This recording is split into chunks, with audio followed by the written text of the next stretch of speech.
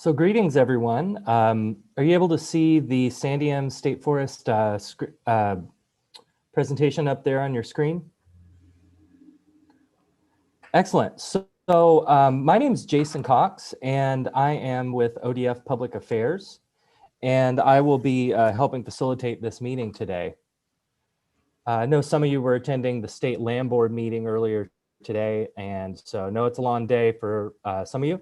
And just really appreciate you taking the time to join us today and learn more about the North Cascade District Revised Implementation Plan after the 2020 wildfires, and have a discussion, ask some questions, and learn more. So a few tips on remote participation. It's helpful for us to know who's here. It's looking like everybody pretty much has their first and last names there, but if you haven't already done so, please go ahead and rename yourself in the platform with your first and last name. And if you're affiliated with a particular company or organization, that's always helpful too. And I'll go over some of the logistics. You should be able to see the PowerPoint watching this on the Zoom platform. If you have a question or comment, please use the raise hand function, which is at the bottom of your screen, and that will get you in the queue to speak. So several times over this, we'll be pausing for Q&A, and I'll be calling on folks at that time. So, and be sure to unmute yourself once you're called on. When you speak, please provide your name and affiliation if you have one, so we know who you are. And there is a chat function, but we're asking that you use that for tech troubleshooting only rather than comments or questions on the subject matter. We really want the conversation to be all out on the table through discussion. So appreciate that. And I'll move to the public comment portion of this. We are accepting public comment on the draft revised implementation plan through Wednesday, December 23rd. You can view that plan on the Santiam State Forest Restoration page, which you probably found to get to this meeting. So, but if you're looking for it again, go on the oregon.gov/ODF, click on Santiam State Forest and Implementation Plan Revision section. You can submit comments through the online form by emailing those to odf.sfcomments@oregon.gov. Or you can mail them via post office to the address you see there on the screen. And again, all of that information is posted on our website, so you can, no need to run and jot it down right now. Also remind you this meeting is being recorded and will be posted to YouTube, and actually is live streaming on YouTube now. So if you missed something, you're welcome to go back and check out that footage once it's up on the YouTube channel. And with that, I believe we're shifting to Ron Zilli. Good afternoon, everyone. I'm Ron Zilli, and I serve as the Planning Deputy Division Chief for State Forest Division. Thank you for joining us here today to learn more about the revision to North Cascade District's implementation plan for the Northwest Oregon State Forest Management Plan on the Santiam State Forest. The Labor Day fires burned on roughly 50% of state forest land in this district, resulting in a need to address numerous policy and planning considerations related to habitat restoration, salvage of dead timber, protection of built and natural forest resources, and public access. The fires not only burned forest land, the North Cascade District Office in Lyons was also destroyed, and many communities in the Santiam Canyon were devastated by these fires. In order to begin reestablishing a healthy, productive working forest that provides sustainable economic, environmental, and social benefits required from state forests, the district's implementation plan is being revised to address the necessary restoration and salvage activities that will be occurring on the forest the next few years. Before we get into the details of the effects of the fire, I want to frame up what an implementation plan is and where it fits into our planning hierarchy. Implementation plans are the second tier of a three-tiered planning structure. The first tier is forest management plans. These are long-range plans that establish guiding principles, goals, and strategies for forest management of a broad area of Oregon state forests. Forest management plans are adopted as administrative rule by the Board of Forestry to achieve greatest permanent value. The second tier is implementation plans. These are tactical plans that achieve the goals and strategies of the forest management plan. They are district-specific, mid-range plans which describe the forest land base and management actions and opportunities to achieve forest management plan goals. Implementation plans are approved by the state forester. The third tier is annual operations plans. These are district-specific short-range plans which work towards achieving implementation plan objectives over the course of just one fiscal year. Annual operations plans are adopted by the district forester, approved by the district forester. The forest restoration and recovery work described in the revised implementation plan for North Cascade District will be performed consistent with the goals and strategies of the current forest management plan. State Forest Division is currently developing a habitat conservation plan and its associated companion forest management plan. This revised implementation plan will provide a bridge until that policy work is completed and a new implementation plan is developed that aligns with our anticipated future forest management policies. As we continue to implement the current forest management plan, we will give consideration to the goals and objectives of the draft strategies. The implementation plan revision extends through June 30th, 2023, unless otherwise revised. Our presentation today is going to cover the fire impacts, aquatic and terrestrial strategies, roads, harvesting, recreation, cultural and historic resources, young stand management, and monitoring and adaptive management activities. I'm now going to turn it over to Shannon Lawfulmaker, the Management Unit Forester for North Cascade District, who will cover the fire impacts. Shannon? Thank you, Ron, and good afternoon, everyone. The Labor Day fires had a significant impact to the Santiam State Forest in many ways. The first thought, which may come to most people's mind, is the damage caused to the forest itself, which is significant. However, there were other resources impacted as well. And as seen in this particular slide, you're looking right at the drainage that contained the Rhodey Lake area and the Butte Lake area, which had a small campground and a small trail system.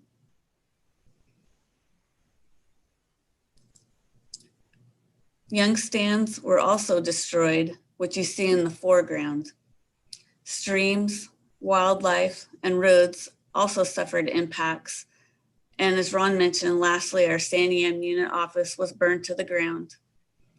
This unit office had been in place at this location since the 1960s. Next slide, please.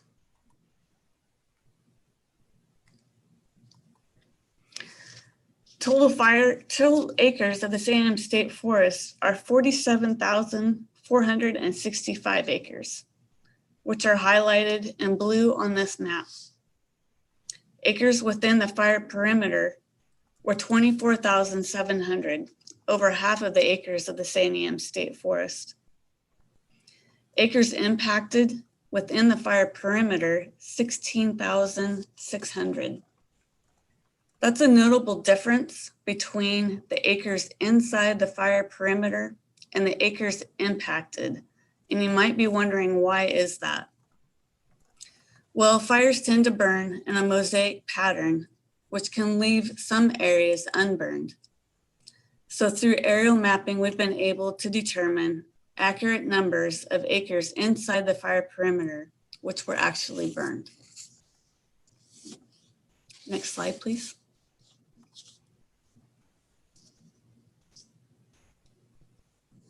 Not only does a fire tend to burn in a mosaic pattern, but fires also burn in different levels of severity.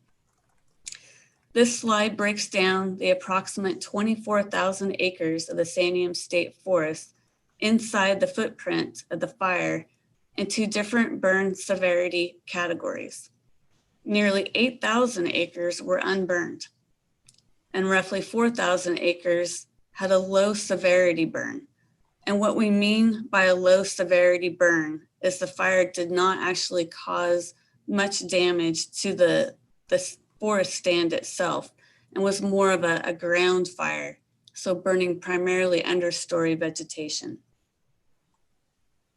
Approximately 13,000 acres fall into the high intensity burn category. And I would like to point out that nearly 8,000 acres of unburned area and roughly 4,000 acres of low intensity burn, I feel is a true testament to the state forest management plan. Our state forests are managed to be resilient to fire impacts, and this starts with planting native tree seedlings and continues on with thinning to both allow the trees to grow faster and to remove smaller trees, which can be a potential ladder fuel source for wildfires. Also, our two main larger blocks of ownership held up fairly well despite the massive wildfire. These areas contained timber stands 60 to 90 years old, which had received previous thinning treatments. Next slide, Jason, please. This particular series of slides on the far left would be an example of what I would call a low severity burn. You can see the understory vegetation looks fairly burned, and the mature timber is showing some black on there, but those trees, they're gonna make it. So that's gonna be what we call the low severity ground fire. The middle picture, I would coin a higher severity fire. Those trees are not alive, but they are still of economic value, where the bark on the trees is burned, but the wood inside the bark is still commercially viable. And then to your far right, that would be a demonstration of a severely burned stand that has no economic or very little economic value left in it. Not only is the bark burned, but the wood inside of the bark is also burned. Next slide, Jason. This is more of a panoramic shot of the landscape, also showing a high severity burn. Next slide, please.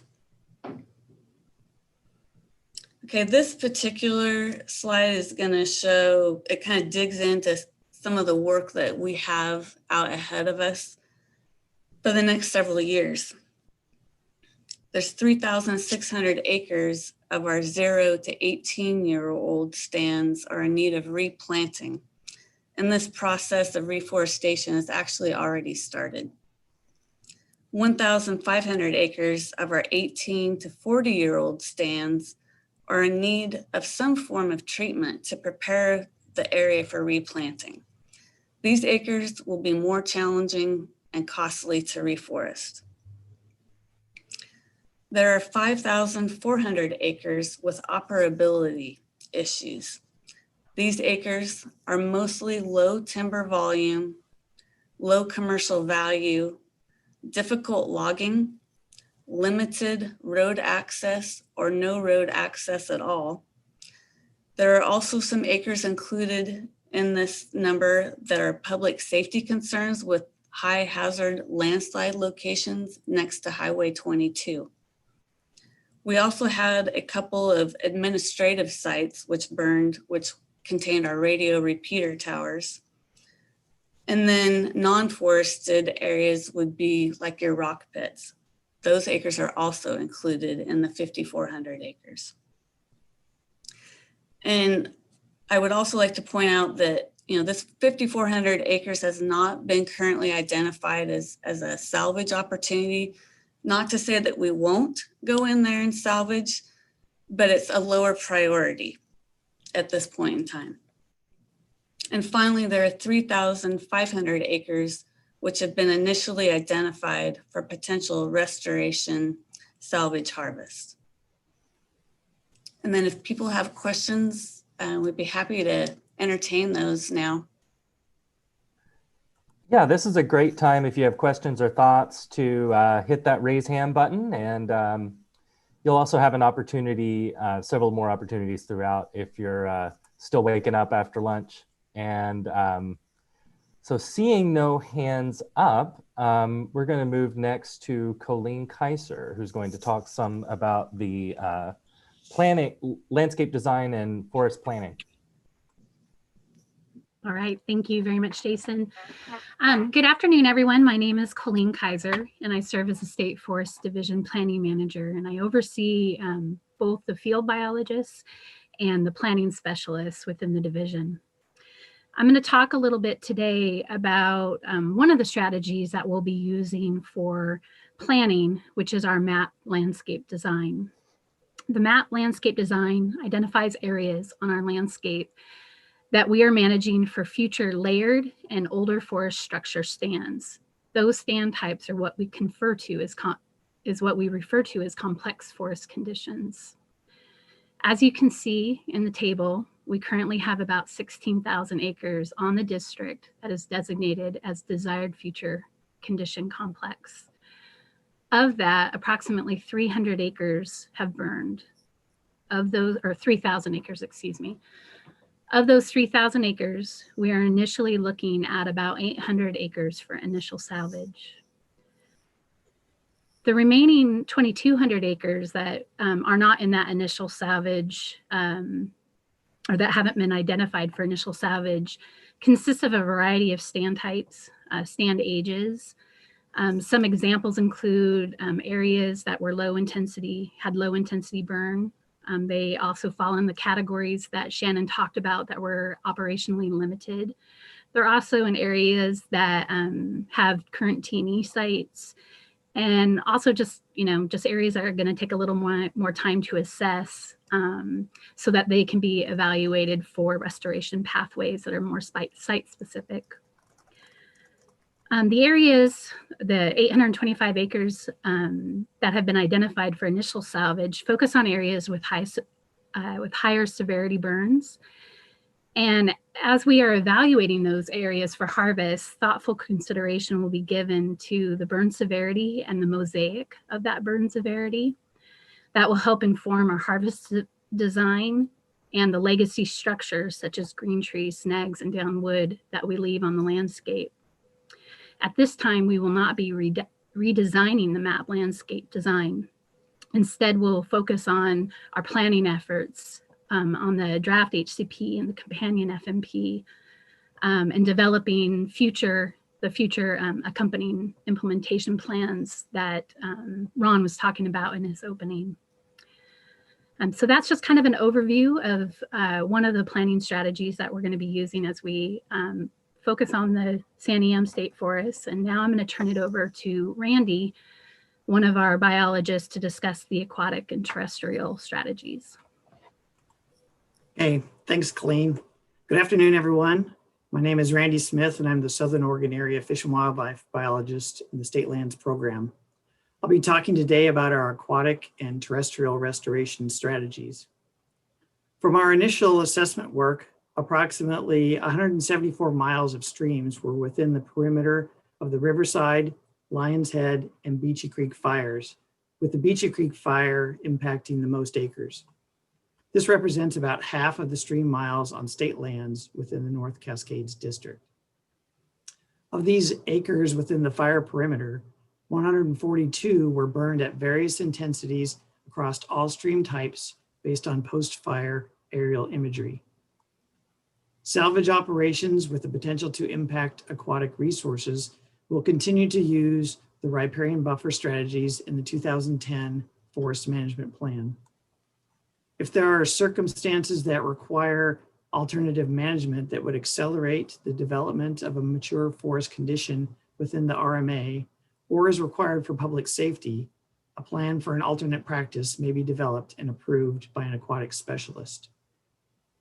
Generally, restoration activities will focus on replacing damaged fish drainage culverts, vacating legacy roads, adding large wood to streams where operations are taking place, working with ODFW and local watershed councils on potentially larger scoped wood placement projects, and planting heavily burned riparian areas where feasible and dependent on seed or seedling availability. Next slide, please.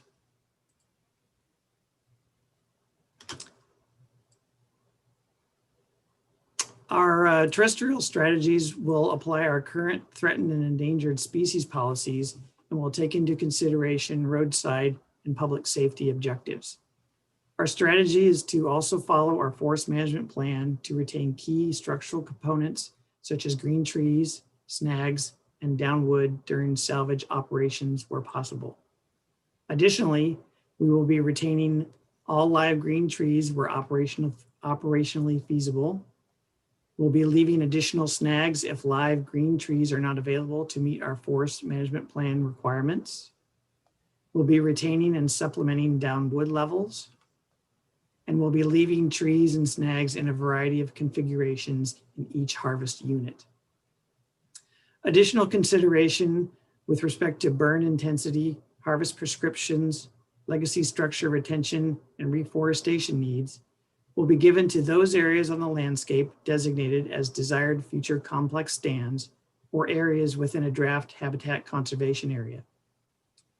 We are continuing to perform field assessments to use the most current information possible for operations. Again, our goal is to restore the Santiam State Forest to a healthy, productive state forest while meeting greatest permanent value to Oregonians. And with that, I will take any questions you may have on our aquatic and terrestrial strategies. Okay, thanks. I know Doug had a question, and Doug, you should be able to unmute now. Otherwise, I'm happy to read the question. No, Doug Cooper from Hampton Lumber. Thanks, Jason. I just wrote, into the chat box there. I guess I just sent it to the panelists, but in the document on page, I think it's 6, it comments about, stands 30 years old and older would be available for, harvest. So I guess I'm curious, in the category of 18 to 40-year-old stands that need treatment, why would you think that there isn't any commercial value in stands, close to 40 years old, or at least over 30, like was noted in the next page? Well, Doug, I guess, my initial thought at that, and someone else can chime in their thoughts as well, but my thought is, stands that are higher elevation, they may be older, but not necessarily of commercial value. And so that's why that's in there, as far as, from my point of view. Yeah, okay, that, can make sense. Certainly, Shannon. I just was curious about the detail behind that, I guess. I think one of the things too, when we did the assessment, is it was more on a stand by stand basis. So there may be some 30 to 40-year-old stands that were not identified in those acreages that we would be considering for harvest. The ones that we put in that table were just the ones that identified that would not be available because of the fire severity that went through them. Okay, so next we have Ian Ferguson. Yeah, thank you. I have a question about the riparian strategy. I noticed that you referred to the HCP and the terrestrial strategies, but you intend to follow the current forest management plan on the riparian. And there are considerable differences in buffer widths between the draft HCP and the current forest management plan. And I'm wondering what your thinking was there. It seems to me that it would be wise to honor the larger buffers. First, because of the risk of soil disturbance in salvage logging, and second, because if you can never guarantee what trees will end up in a stream, but you can guarantee that if you remove a tree, it will never end up in a stream.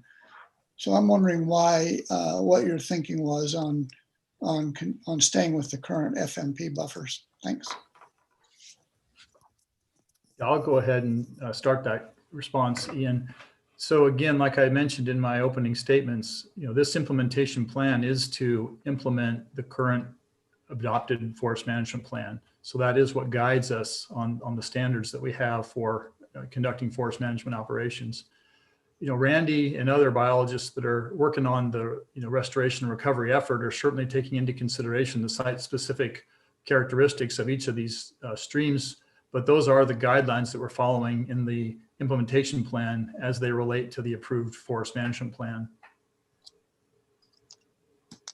Okay. Thanks. Thanks, Ian. Next, we have Amanda, and then Seth, I see you with your hand up there too. So we'll get to you after Amanda. Hey guys, thank you for taking my question. My name is Amanda Astor. I'm the Forest Policy Manager with Associated Oregon Loggers. Relatively new, so thank you guys for putting this on. The question that I have is related to the comment on leaving all green trees. My question is, what metric are you guys utilizing to identify whether a tree will fail or die? You know, we realize that even though a tree may have green leaves on it, there's other factors that may contribute in the mortality of that tree in the future. So how are you guys going about identifying kind of risk of mortality?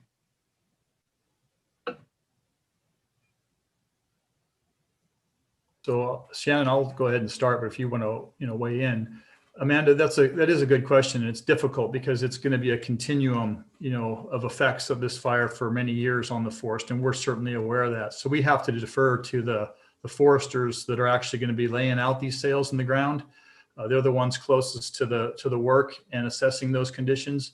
The intention is to, because the fire was so large relative to the size of the state forest there, and we've lost so many trees, it's to reserve and preserve where we can the remaining green trees. So that's the intention. And then there's a variety of factors that will be considered based on operational settings, safety, and other factors that are going to be, considered when they do that. But they'll be looking at the trees themselves as well. And I agree with you. It is not, just cut and dry. You can look at a tree and tell if that one's going to make it, that one's not. There's a lot of factors there. So it's an inexact science, and that's just our intention, is to preserve the green trees where we think they're going to make it and can be done safely within our operational context. Great. And so next we have Seth Barnes with OFIC. Yeah, thanks for the opportunity. My question is going to be similar to a previous question, albeit maybe from a different vantage point. In terms of the RMAs, leaving an entire area in this devastated state to recover naturally seems potentially to be a little bit irresponsible. And I'm curious what your thoughts are in terms of desired future condition.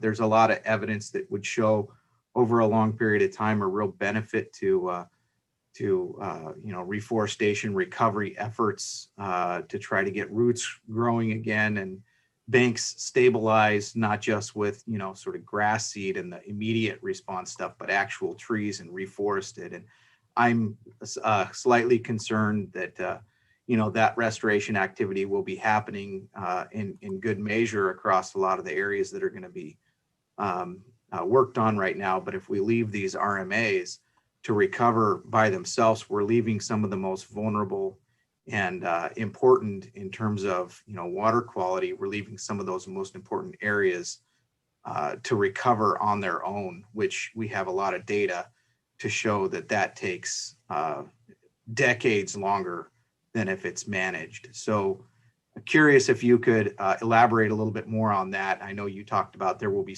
case or site specific areas where more activity will occur.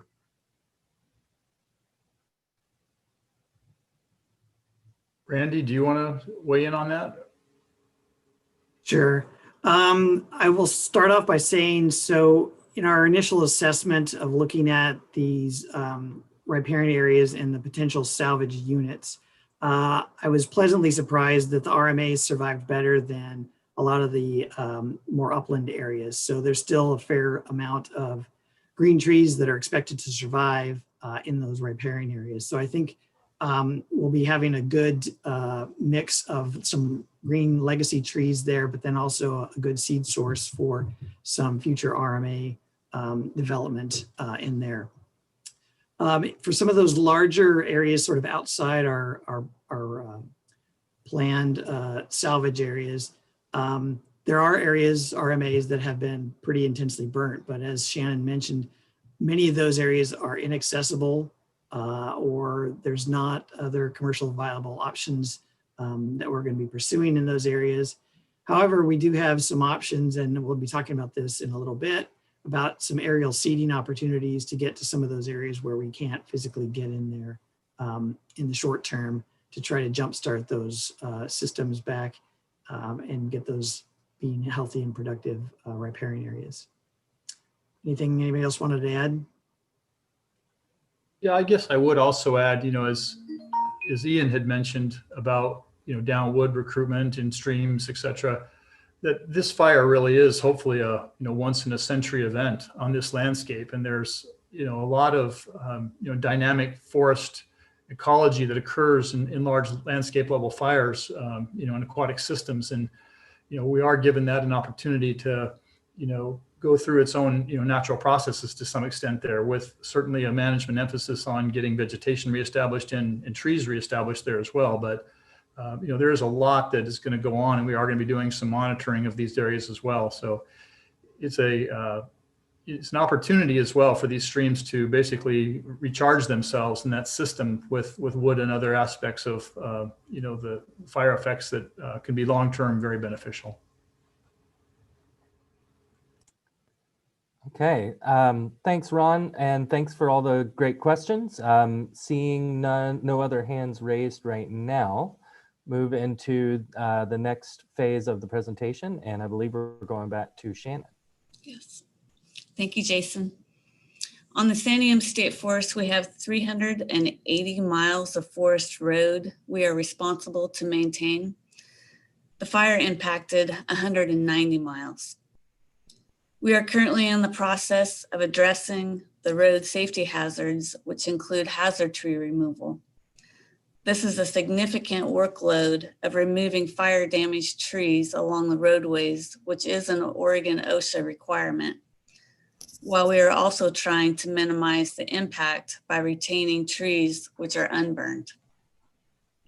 The forest roadbed itself was also impacted, and we have a lot of debris removal and bank stabilization to address, as seen in this photograph. And we also have a lot of culverts that need to be replaced. And you can see from the table, we've got over 100 culverts that need full replacement, and over 200 culverts in need of some form of maintenance, whether it's a catch basin clean out or maybe just replacing a portion of the culvert. So a lot of road work out there to take place. Next slide, please. Salvage harvesting provides a range of benefits, including helping to financially support our state forest division's restoration and reforestation efforts. It also provides much needed revenue to counties and rural communities affected by the fire. Timber revenue supports community service organizations and schools. A boost to timber reliant businesses and their employees is also available through timber harvesting. And salvage harvesting will also address public safety for those who recreate on our Santiam State Forest, and also address safety for the employees who work on the Santiam State Forest. At this time, it's difficult to determine the exact amount of salvage harvest for a variety of reasons. The variability in the burn severity makes it challenging to set up a timber sale. There's a limited window of opportunity to recover marketable timber before the wood is no longer commercially viable. The timber market is experiencing a high influx of burned timber from other forest landowners, and logging contractor availability is also a shortage. After the fire, we did hit the pause button on our original fiscal year 2021 timber harvest plan, and we switched our focus to fire salvage and restoration. Most of the salvage harvest sales will be prepared and sold in the fiscal year 2021. And harvest acres will be at the top end of the range that you see on this chart. We will also be looking at an estimated 60 to 80 million board feet of harvest. The acreage estimates for fiscal year 2022 and 2023 are unknown at this time, but expected to be lower than fiscal year 2021. And the focus will also still include some salvage, but we'll also start incorporating some green timber sales in the form of thinning with our younger stands. And those stands are located outside the footprint of the fire.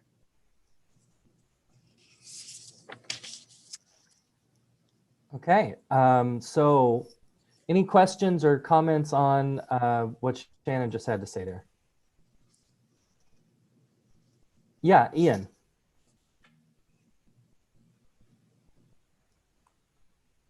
Oops, sorry. I tried to help and accidentally muted you again. Can you hear me now? Yes. Okay. Yeah, Ian Ferguson, Northwest Steelheaders again. I'm curious on the culvert replacements, or I just have a comment on a possible strategy you might consider for culvert replacements. Most of those basins are going to have increased peak flows for any rain event. They're going to have to get higher peak flows in those basins than you would normally. And it might be a good idea to consider using oversized culverts larger than you would normally use in each of those little basins, just to help pass the amount of water and debris that's going to be coming down. And that way you are less likely to look at having to replace the culverts again. Thank you. Yeah, Ian, that's a great question. I'm in full agreement with you. And we actually already upsize our culverts on the Santiam State Forest to the 100-year flood event, which is well beyond what the Oregon Forest Practices Act requires. And I would like to say that I guess we were fortunate. The vast majority of these culverts that need to be replaced in are actually just ditch line culverts and not actually flowing on live water. There are a few, but the vast percentage of them are just ditch line relief culverts. Great, thank you. All right, Doug, I see your hand up. Yep, Shannon, so the partial cut harvest acres there of 1,200, are those what you consider to be thinning, or how would you describe what the prescription might be for those partial cut acres? I'm envisioning, I had a pretty lengthy list before the fire of first entry commercial thinnings that we were working on preparing. So there'll be some of that. There could be potentially some more mature stand thinnings as well.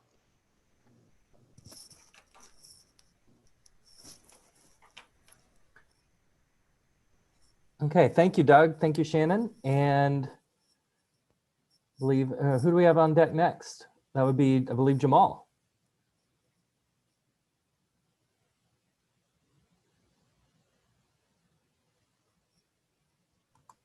All right. Thank you. Hello, my name is Jamal Reb. I'm representing the Recreation, Education, and Interpretation program. I'll do my best to summarize how the Beecher Creek fire impacted recreational opportunities on the Santiam State Forest and how we plan to move forward. The Beecher Creek fire impacted the Santiam State Forest in various ways, and most notably is the impact to the forest setting. The wind-driven fire swept through the forest, engulfing standing timber, understory vegetation, and down woody debris along the forest floor. Areas that were healthy forests very short time ago and home to a diversity of wildlife are now left with remnants of what was. As shown in previous slides, the varying degrees of fire intensity and impact associated with that is evident across all of our recreation facilities and trails.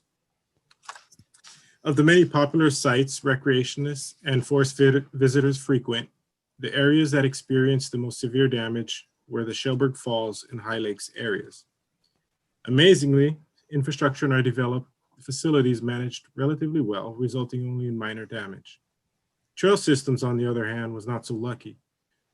Of the 27 miles of trail on the Santiam State Forest, 22 of them were directly impacted by fire. In areas where the fire activity was higher in intensity, the impact was greatest, leaving behind damaged infrastructure, scorched standing trees, extensive blowdown and debris, holes due to root burnout, soil instability, and rockfall.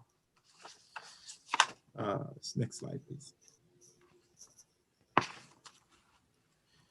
Moving forward, our goals as a program are to protect the sensitive and heavily impacted natural resource environment, retain the legacy forest structure as much as possible, and mitigate safety hazards in campgrounds, day use areas, trailheads, and along trails, replace damaged infrastructure, and create opportunities to not only tell the story of the impact of the fires and restoration recovery efforts, but to also include the rich history of the Santiam State Forest through education and interpretation programs. The recovery and restoration process will take time. The long-term effect of the fire impact is not always evident immediately. Hazard assessments and mitigation work will be ongoing for years to come as we learn more about the impact this fire has had across the landscape. As nature does its work and we do ours, we ask that the public be patient, support restoration and recovery efforts, and comply with the closure order to allow management activity to occur in a safe and timely manner. And that I conclude my portion of the presentation and open it up for questions. Thanks, Jamal.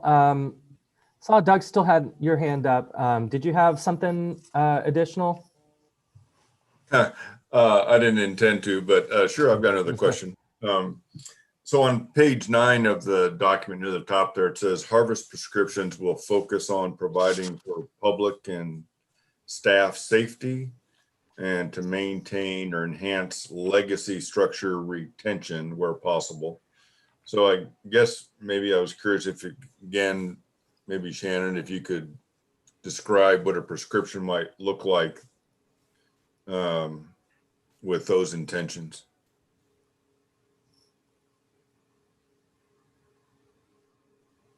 I guess, Doug, can you ask me the question again, please? Yeah, so top of page 9 in the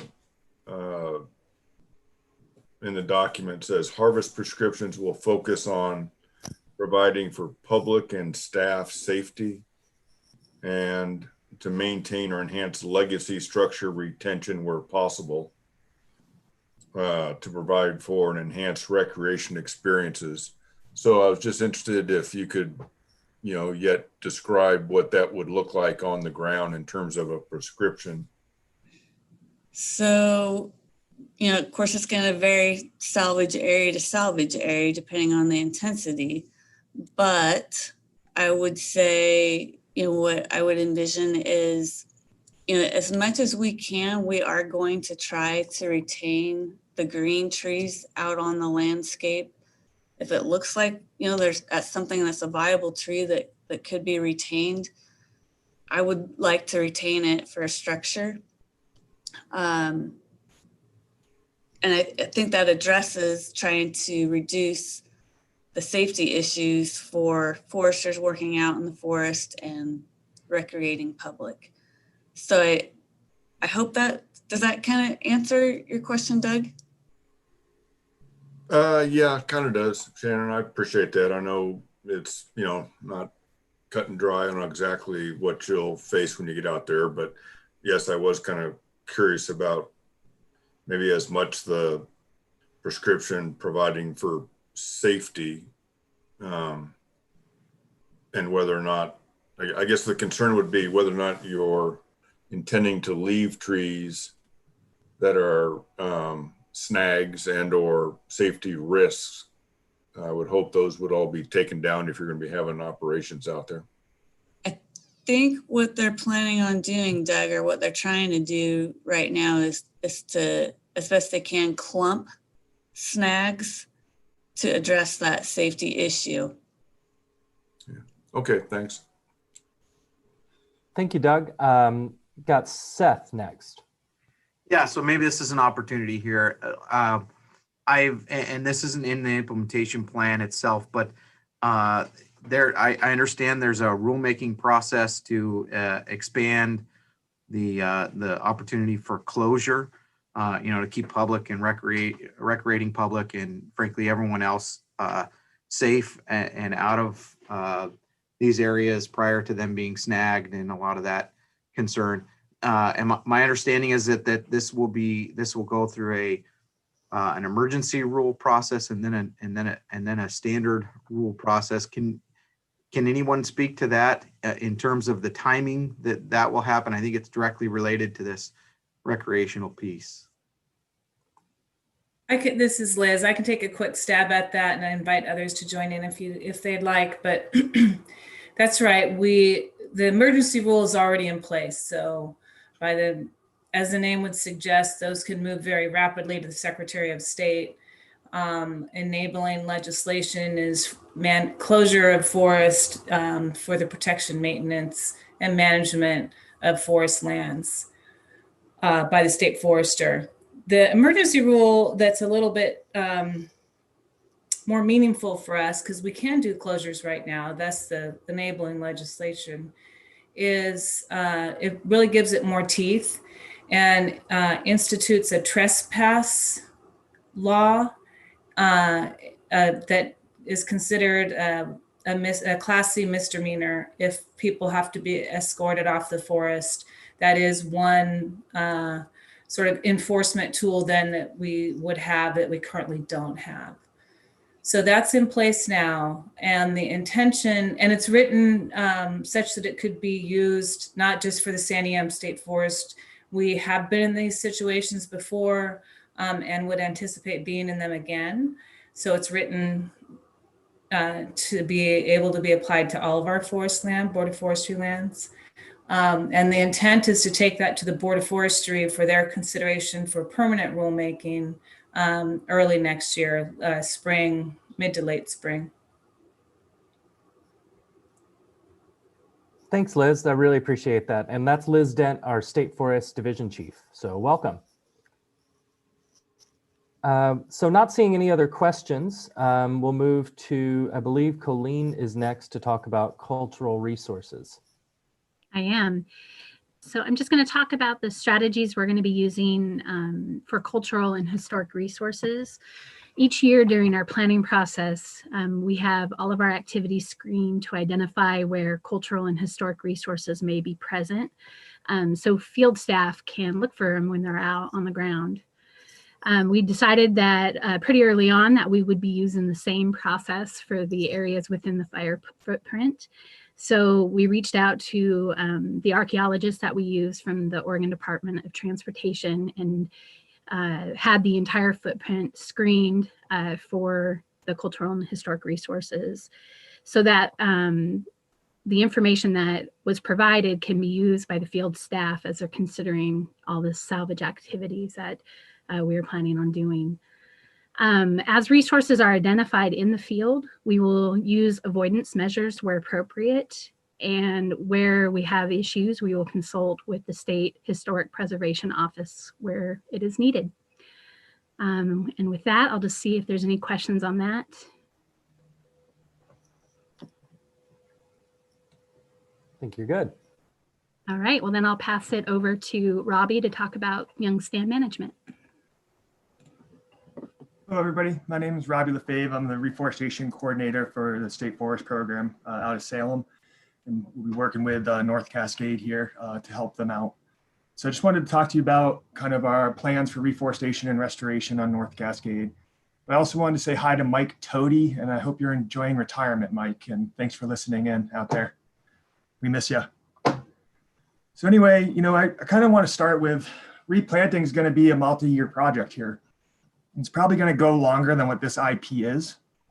We're really expecting probably for the next 10 to 20 years of either replanting, restoration, and some young stand management activities to really make sure that we get the forest healthy and productive to help us meet GPV to the affected areas. So, think of our reforestation efforts as longer than this IP, and it will continue on, and we're committed to continuing it for the next 10 to 20 years or longer if needed. So when we identified the stands for salvage, we're looking at about 1.5 million seedlings we'll need to plant. Those seedlings will be of various species and stock types that are appropriate for the stand now and into the future. We're doing, all kinds of genetic testing and breeding at the J.E. Schroeder Seed Orchard to make sure that we are planting seedlings that will be better adapted for future climates. We understand that that is important, and we do care about climate change and reforesting for healthy stands in the future. We talked about those stands that were 18 to 40 years old, and that is going to be a challenge on what we do with those. And, I think that's where we'll be reaching out to ODF and W, and also to Hampton and some other stakeholders to get some ideas, because we have stands that have, some that we're getting ready to pre-commercial thin that have, 800 trees to the acre that we can't really plant, but how do we go in and restore those? So I do expect that, we're going to need some help and some outside ideas on those stands. And I think that you guys will have a large area to play on that. And so for that, we'll need about 1 million seedlings. And we're looking, again, it'll be species and stock types adapted to the site in the future. One thing that's not on here is we had 3,600 acres of young plantations that burned up. And so that is, that's another couple million seedlings that we'll need. So the seedling need is great, and it's great for everybody across the region that were affected by these fires. And so that's one of the reasons that some of this is going to take longer, is just the availability of seedlings on the market. One thing that we are pretty excited about, and we're starting up either this week or early next week, is, Shannon talked about the 5,400 acres of stands that were inoperable and low value, and it really just wasn't safe for us to go in and plant right now. And so we're looking at 4,800 acres of aerial seeding, and it's really for us the most safe and efficient way to get to those acres. And if you think back, Shannon had a picture at the beginning of this presentation. It was of a high severity fire that had cliffs and stuff on it. It was a kind of like a panoramic picture. That's the landscape we're talking about aerial seeding. So just to give you an idea where we're going in to do that work. And we're also going to be using natural regeneration. And so, with that mixed severity in areas where we have those green trees, we might not plant up to the drip line like you would traditionally. We would allow for some natural seed rain in there and get some natural regeneration in those areas to help stretch our seedling availability to more areas. And so, what I really want to stress also with this is there's a large part of our acres that are going to be going through multiple different successional kind of formats. You have the areas that we do salvage and that are in our general kind of ground, where it's going to be more intensively planted. It's going to be more intensively managed. We're going to go in and probably commercial thin and all that. And then you have these other acres that it's going to take a little bit longer to get there. And so we're going to have a variety of habitat across the landscape. And to us, that's really important, because that is going to help us meet GPV now and into the future, because we will still have wood supply in the future. And then with providing that habitat, there's ecosystem services that we can provide as well after the fire. Next slide, Jason.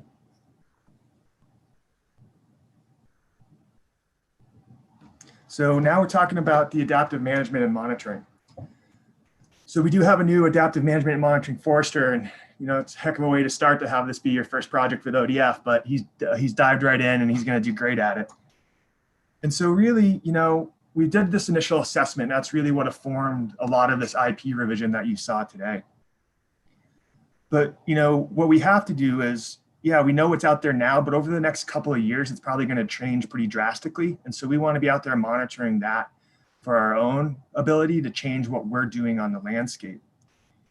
And for the strategy, we really want to monitor the response to salvage, reforestation, and other restoration activities. So examples would be, short and long-term levels of green tree retention, snags, and large down wood associated with different salvage prescriptions, large wood recruitment to streams over time and stands with and without salvage.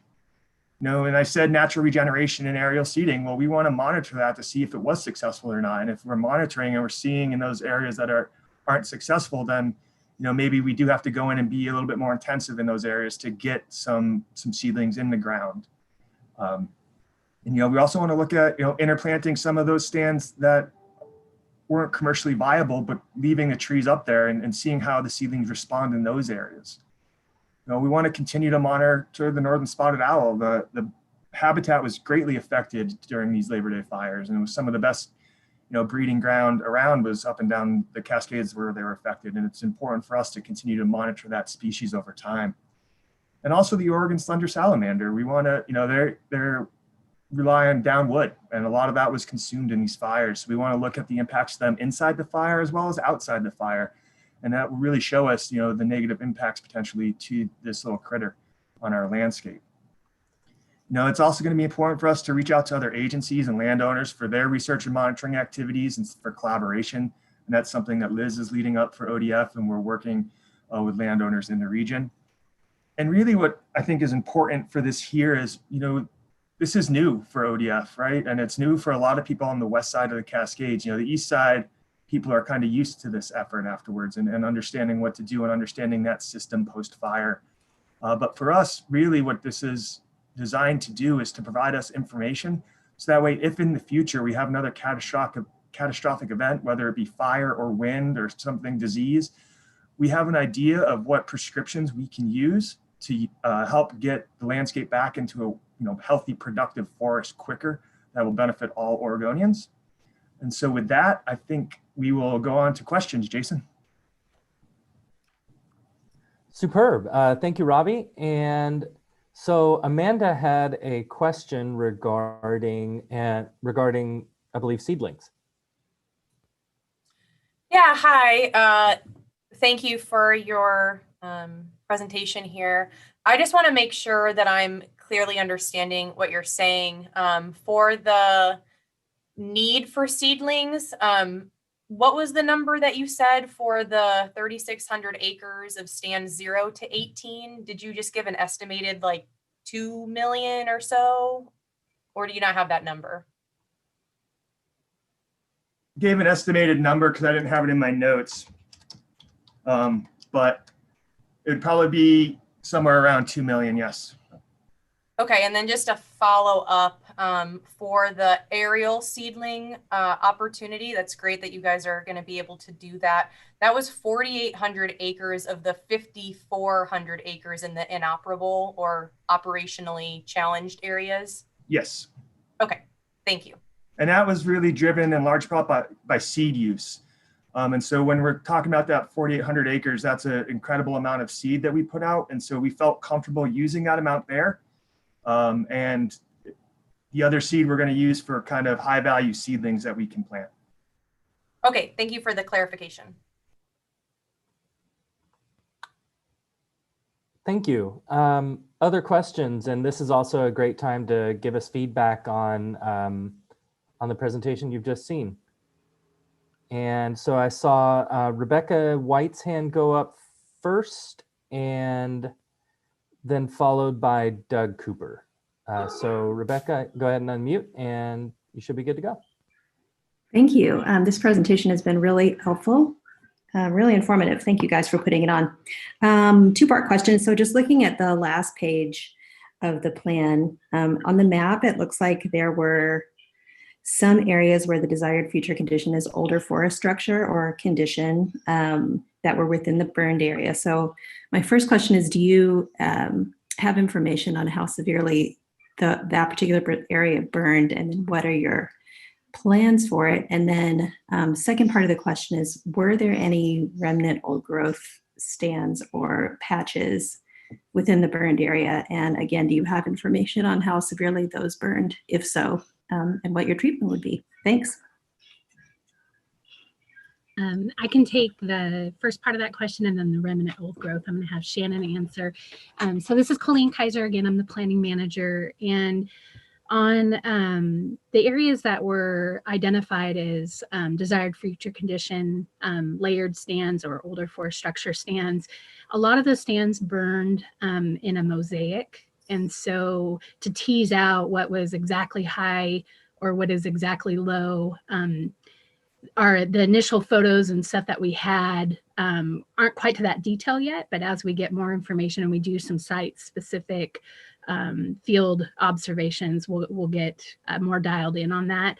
I do know that the areas that we're focusing on for the initial restoration are the more severely burned acres that were on the landscape. Will those be regen harvest on those severely burned, or? It will be, again, it's just based on the site specific. So the foresters will be working with the biologists to come up with the appropriate prescriptions on that land. You know, I can see kind of utilizing multiple harvest prescription tools when working on the harvest design. So there may be areas that are more clear cut like, there may be areas where we have, you know, kind of patches of snags and that Shannon was talking about earlier, and then there'll be also areas of no harvest just because of the conditions on the ground. So we kind of have all those tools in the toolbox, and we'll be utilizing them as we set those areas up for restoration. Hi, Rebecca. Just from my knowledge of working on the Santiam State Forest, I would say for the most part, we do have some scattered, just like individual old growth trees scattered across the forest in different drainages. We don't have very many, like I can only think of 3 stands off the top of my head that are quite small old growth patches. They all did burn. I have not heard anyone talking about trying to go in there and salvage those old growth patches. Okay, thank you. I'm sorry for interrupting earlier. Thank you. No, thanks, Rebecca, and thanks, Shannon. And I did want to mention we had a couple folks who are watching on the YouTube feed. So if those folks have questions, put your question in the chat box over there, and I'll try to relay it to this group. So next we have Doug Cooper. So I probably got 3, Jason, so I can take them one at a time if there are others that want to go, or I'll just, you know, stick with it. So just let me know. I guess the first one would be, oh gosh, maybe a month or a few weeks ago, the department had, you know, held a call with purchasers and talked about and asked for feedback about, you know, contract language for the timber sales. And so I was curious whether or not, you know, you have a draft contract that is available, or if you've finalized what contract terms will look like for the sales that are offered. So Doug, I'm gonna have to apologize to you. We've got such an immense workload. When you and I had talked previous, I mean, my normal job, I would be looking at those timber sale contracts, but with everything that's coming at us, my focus has switched more to the reforestation effort and working on easements. But I can tell you that I believe that first contract is about ready to be advertised. So there's not a draft out per se, but I think you're going to be looking at the first one in the very near future. Okay, thanks. I also know that as we work through contract language, we've been using and looking at other districts that have had fire salvage in their kind of suite of options in the past, and then other leave tree and snag retention contract language that we've used and have had success with on other districts and with operators. So that was another tool that we are utilizing as we set up these contracts.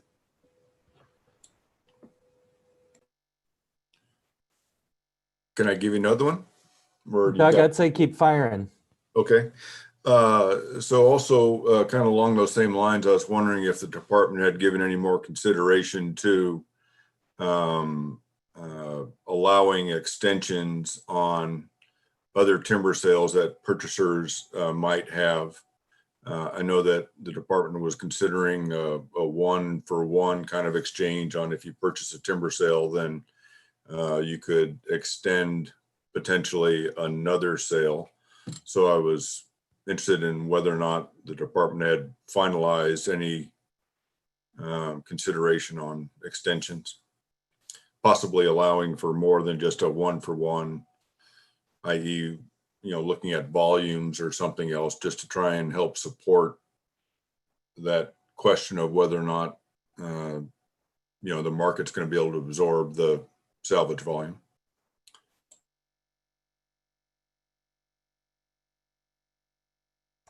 You're muted, Brian.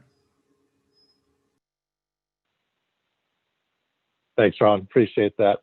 Good afternoon, folks. It's Brian Pugh. I'm the Deputy of Policy for the State Forest Division.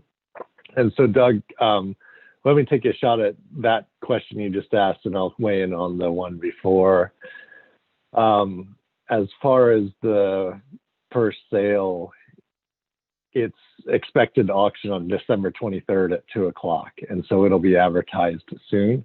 I think we all know we're working as quickly as possible to get the salvage sales done operationally with the boots on the ground. So we got a lot of field foresters out there today, but then also on the contracting side to get them through our processes. So we're moving quickly. Doug, Kevin's not on the line today. Kevin Boyd's our asset manager, and he's in charge of the contracting for the division. He's actually working on an update and an email message that he'll get out to purchasers this week. And it's a follow-up from the meeting we had with the purchasers a couple of weeks ago.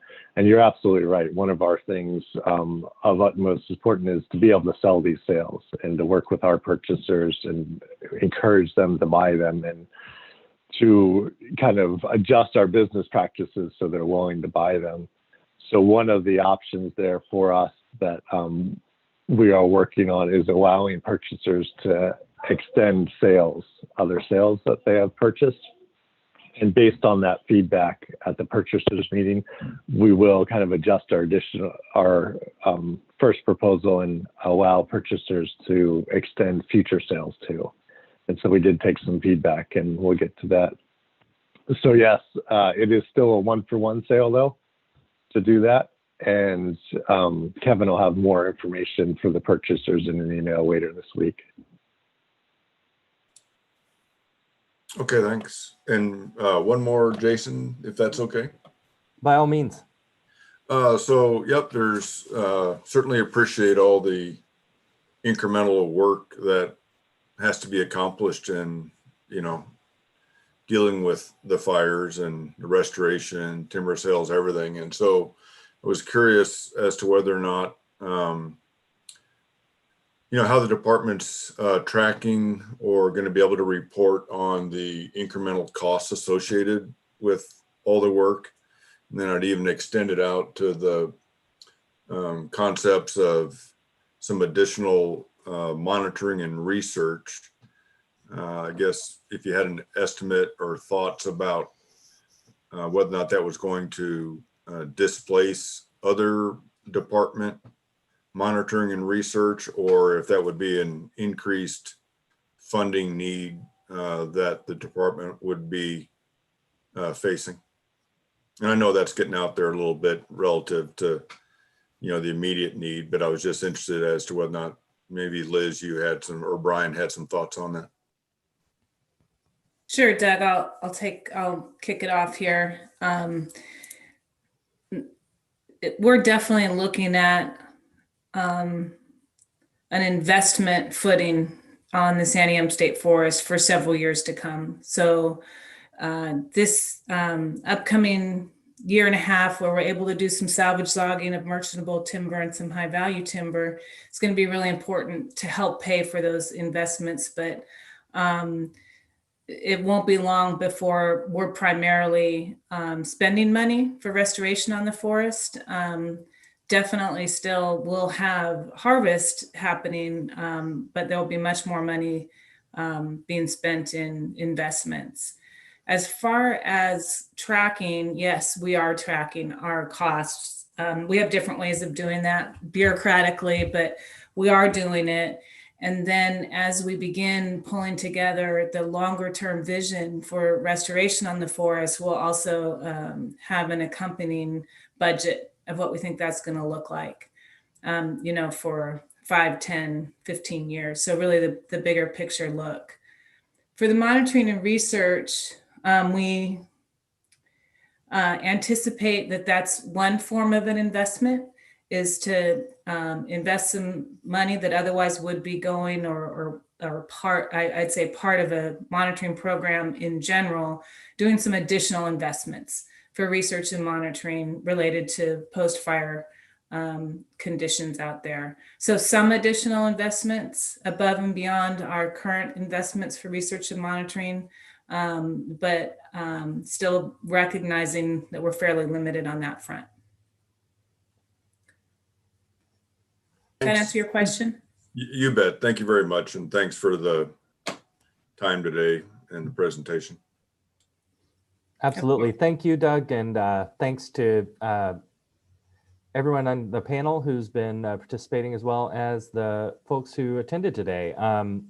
Want to give folks a minute, if you have another question or comment, to click that raise hand button. Yes, Rebecca. Hi, thanks again. Quick terminology question. Let's see, I'm looking in the section about restoration in the riparian areas. And there's a potential thing you might do in the next few years, vacate legacy roads near streams. I was just curious what's your definition of legacy roads? Are those roads that are no longer needed for access to stands, or how you look at that? And then what does it mean to vacate a road? Thanks. Shannon, do you want to take that? Sure. So a legacy road, in my mind, would be, something that was built before the Forest Practices Act was in place, and probably did not have, a whole lot of thought that maybe went into protecting streams. They might be located right next to streams, parallel, or, in today's world, we would try to avoid building a forest road right next to a stream. One thought comes right to mind is up in Sardine Creek. There is an old legacy road that travels right alongside Sardine Creek for quite a ways. That might be an opportunity that we don't plan on any harvesting there. And maybe that's a road that we could vacate. And by vacating, you would go ahead and pull any old culverts that are still there, and pull in any side cast material up off the side of the road and pull it back onto the road bed. And then you would also go ahead and grass seed and mulch any exposed soils. Thank you, Shannon. And next, Walona had, and I hope I said that right. Yeah, you did. Thank you. I'm Walona Bielenberg, and I am a teacher for the Cascade School District. And I'm always looking for educational opportunities for students. I have a background in agriculture and a master's degree in agricultural education. So any time I can get students outdoors and teachable moments, I'm always looking for those. And because the Santiam State Forest is so close to, where I live, and things that, I've had lots of recreational opportunities there. It's amazing how many of our students haven't been outside of our community. Last year, we took about 100 sixth graders to Paxel Park, which is now gone. A lot of kids had never been that far up the canyon. We went all the way up to the fish hatchery. Kids had never seen Detroit Lake before. And so I am curious, you guys talk a lot about the restoration and replanting efforts. Will there be any opportunities to work with ODF about getting students or community members involved in the restoration efforts after it's safe to do so? I'm assuming it's going to be years down the road from now, but I'm just curious about some opportunities for people to be involved in that. Maybe I'll kick it off, and then Jamal, anything you can add. But first of all, thank you so much, Walona, for your work. Being a school teacher is truly a service. So thank you so much, and really appreciate your interest in really tying our next generation into our natural world and the one that surrounds them all the time. So that's exciting. With or without a fire. So that's a really neat opportunity for us all to be thinking about. We are spending a lot of time, reimagining, creating a new vision for what education and just interpretation for the general public would look like on the Santiam State Forest. It is a a tragedy, what's happened out there, but it's also an incredible opportunity. And so that's the way that we are looking at it. Education interpretation is a big part of that. So just diving into what that would look like, we are limited in our resources. Doug Cooper asked about financial investments. That's another one that we're figuring out how we can invest in some programs out there. So that's early stages. And Jamal, I'll let you pick up that in just a second. As far as getting the students and the community involved, we're also thinking a lot about that. People have really been reaching out, wanting to know what they can do to help, from financial donations to planting trees, et cetera. So it's definitely on our minds. So just know that we are thinking about it. We don't necessarily have a good plan yet on that, though. Okay, thank you. Yeah, I think Liz characterized that well. We're still early in the process, but we're working with a education and interpretation team that specializes in this kind of stuff. The potential is definitely there for lots of opportunities. And as we replace infrastructure and think about our recreation facilities and trails, that we're giving a lot of thought to, that part of it, the education and interp side of it. There's been multiple areas that have already been identified, and we're just working through that. But it is a little early right now, and there's many ways to contribute to the storytelling as well that we're looking for, and we'll be engaged with the communities in that way. But again, I just don't have anything right now that we will say, but it is in process. Thanks, Jamal, and thank you for the great question. Skip has a question regarding biomass. Okay, now am I unmuted? You are unmuted. Okay, I'm not sure I wanted to take this up out in the open, but I guess if it's the right thing to do, I'll be happy to talk about it. Sure, you're welcome to follow up with us if it's okay, a more. So I'm with the Devonshire Group, and we are working with Forest Service, ODF, and many others to create biomass utilization campuses. The idea being you make a 50-mile radius and say, gee, if we had feedstock and conversion operations and some customers all within this 50-mile radius circle, you could create a circumstance where perpetually you'd be able to utilize biomass, turn it into products, sell it to somebody, make money, use the money to drive back upstream and go back into the forest to remediate, to pay for remediating even more forest. So we've done this campus formation exercise in Hood River. We're going to start, it looks like we're going to start in Oak Ridge very soon, and another city that I can't quite name yet, but I was just wondering, I just logged on at 3 o'clock, so I don't know what is perceived, but is there somebody who would want to explore that concept with us and see if attracting some permanent utilization or conversion technologies to, find a site and share the site so they're co-located so they get efficiencies of haul, as well as the potential to use the whole tree and all the fibers on one location. Is that something worth exploring, and who would I pick that up with? Hey, Skip, go ahead, Liz. Yeah, so this is Liz Dent again. Why don't you...